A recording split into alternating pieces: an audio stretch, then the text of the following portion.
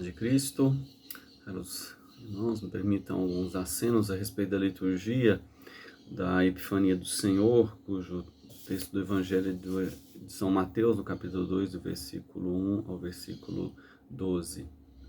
O contexto desta liturgia nos coloca diante da realidade em que se provê a consciência de se conviver agora com a pessoa de Jesus Cristo.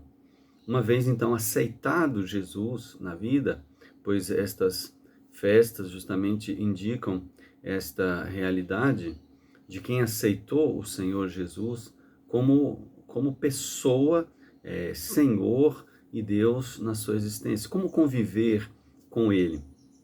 A liturgia, então, nos coloca diante desta realidade, né, de conviver com o outro, com o diferente. Quando o profeta Isaías mesmo diz, né, acende as luzes de Jerusalém, né, eis que vem aí uma multidão, os povos caminham à tua luz, né, e vão chegando várias pessoas. Esta ação, o Salmo mesmo diz, né, as nações de toda a terra vão adorar, né, e para indicar como que se convive então com o Senhor, né? Não só conviver com as pessoas, mas como conviver com a presença de Deus, né? E São Paulo, na carta aos Efésios, vai dizer, né, os pagãos, eles são admitidos, né, ao corpo de Cristo. E assim, então, o Evangelho e a liturgia nos conduz para esta reflexão da convivência, como conviver com Deus, quais as ações, atitudes que a gente deve ter. O texto do Evangelho, então, diz justamente isso, né? Tendo nascido Jesus, ou seja, agora ele é um ser, não é uma ideia, não é uma palavra, né? Não é uma ideologia, mas ele é um ser, é uma presença. E nascido em Belém de Judá, ou seja, Belém faz referência à casa do pão, no sentido de como ele agora é o sustento para o povo de Deus, e coloca assim, né, no tempo do rei Herodes, ou seja, um tempo que passa e que passou. E o rei Herodes é esta imagem de um rei que não é absoluto, porque o império dividido ali em 4 partes, né, e ele então governa uma parte, né, mas então agora, e esse rei que governa tudo, não só algo, por assim dizer, né, particularizado, mas agora existe esse que é o total. Chegam então, são vistos magos, né, a palavra grega magoi, que significa justamente não só pessoas que admiram os astros, as estrelas, mas pessoas que têm um autoconhecimento. E eles dizem justamente, perguntam para ali o palácio, né?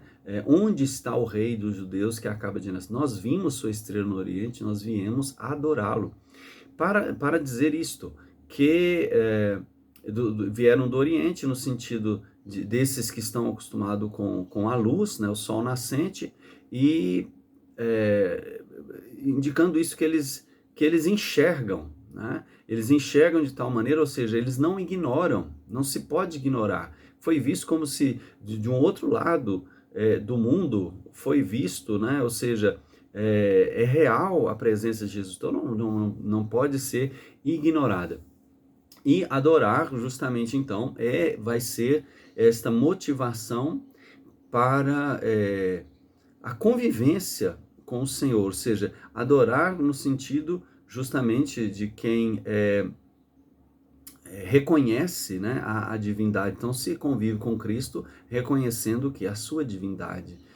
A notícia reflete, né, ou seja, ecoa algo que foi sentido lá no íntimo, né, de Herodes, de Jerusalém, e eles estão, o texto diz que ficou perturbada, e na expressão grega, é uma agitação profunda, como um atarantamento, né, um atormento que eles todos entraram, né, então como que convive agora com esse, né, como Herodes, né, um meio rei lá, né, então como é que convive com o rei total, Jerusalém, a cidade santa, como que convive com Deus? Então uma provocação muito forte.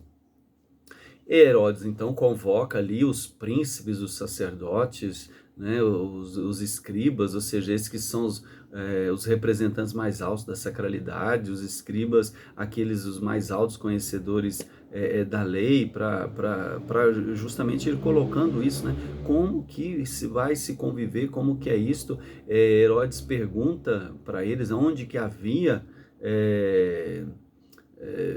de nascer, né, esse Cristo, como se fosse um pedido de socorro da parte de Herodes. E eles respondem com uma profecia de Miqueias para indicar justamente o quê? Que a vida de Jesus, a ação de Jesus, o reinado dele, a presença dele não é uma questão de o desejo de uma pessoa, de imposição de um grupo, mas ao dizer que assim foi firmado pelo profeta, para dizer que é um plano de Deus, né? É algo que Deus assim, e coloca não em Jerusalém, mas vai justamente fazer um deslocar, né, de importância, de sacralidade, dizendo que é em Belém, terra de Judá, porque ela, de modo algum, ela é menor. Ou seja, o evangelista coloca que ela não tem nada de insignificante, porque dentre as principal de príncipe, né? Porque de ti vem e sairá um chefe, aqui vai colocar, né, que esse chefe no sentido de um príncipe que governa, e vai governar todo o povo. Então aqui faz uma diferenciação entre o Herodes, que não governa todo o povo, e aquele que vai governar todo o povo como vocação, como desejo, não imposição, não pelos meios escusos, mas como um chamado justamente de Deus. E a atitude que o texto vai colocar de Herodes, ela é muito peculiar, porque diz que Herodes chama secretamente e pergunta sobre a época exata em que o astro tinha aparecido para esses magos. E a forma que o texto vai sendo colocado ali no versículo 7, dá uma ideia, né, desse chamar, como quem vai fazendo um trair, né, um atrair, e secretamente com uma ideia de uma coisa bem sorrateira. E aqui parece que Herodes é tipo uma serpente que está atraindo, está envolvendo, e quando ele pergunta da época, ou seja, como se ele pergunta, a palavra, a expressão é cronos, né? Ou seja, desse tempo que se mede, parece realmente que uma serpente que vai dar o bote. Ele então os envia a Belém, né, e faz umas recomendações para eles, como se, e aí reforça mais ainda esta ideia da serpente que espera o minuto exato, né? Ele pede para que eles examinem, tenham um diagnóstico de maneira bem meticulosa, e quando encontrar, para achar ele mesmo, dá essa notícia para que ele então vá adorar. E adorar, no verbo que é utilizado, é proskineu, que faz esse reconhecimento. Então como isto, né? Kineu é como beijar, né? Então ir com um querer. E é interessante porque o adorar do homem é como se fosse um beijo, né? Essa manifestação do verbo utilizada é como o cão que lambe, e a serpente, como que seria? Ela injetaria seu veneno, né? Então, é a forma que aqui Herodes se apresenta. E eles partem dali. O texto vai dizer que eles então constatam a estrela que eles tinham visto, que vai à frente deles até chegar sobre o lugar, para dizer justamente isso, que eles não se deixam guiar, envolver pelas trevas, mas eles estão voltados verdadeiramente para essa transcendência.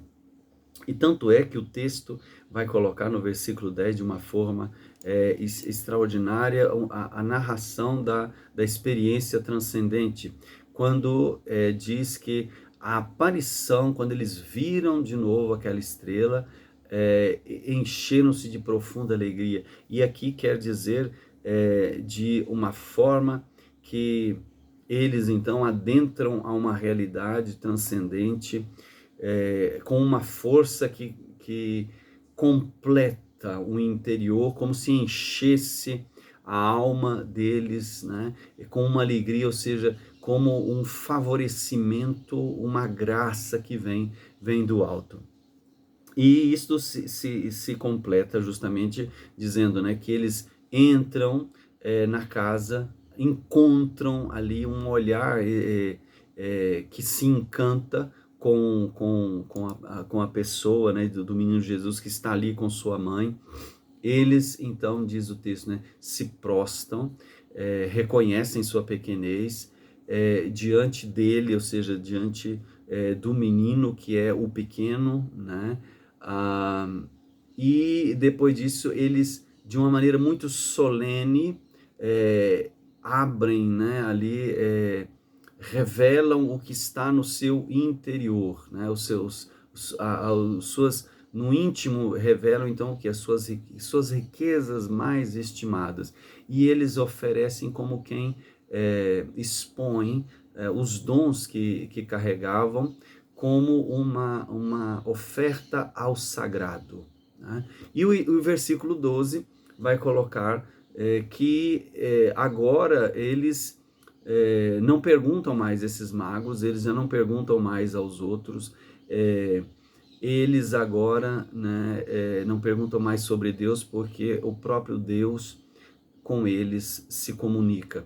Esta imagem, né, de avisar em sonhos reforça justamente a intimidade com a transcendência, né, isto do sonho, da inconsciência, para justamente dizer que é uma vontade do fazer de Deus. E eles não voltam, não podem mais voltar a Herodes, né, ou seja, a isto que não é o absoluto, e voltam para a terra. Então esse voltar não como quem retorna da onde estava, né, ou esteve, mas um regressar do ponto alto da experiência que eles tiveram, né, por outro caminho. Então esta epifania, ou seja, essa manifestação, gera em nós justamente essa consciência, como conviver com Deus. Não há outra forma de conviver com Deus, senão justamente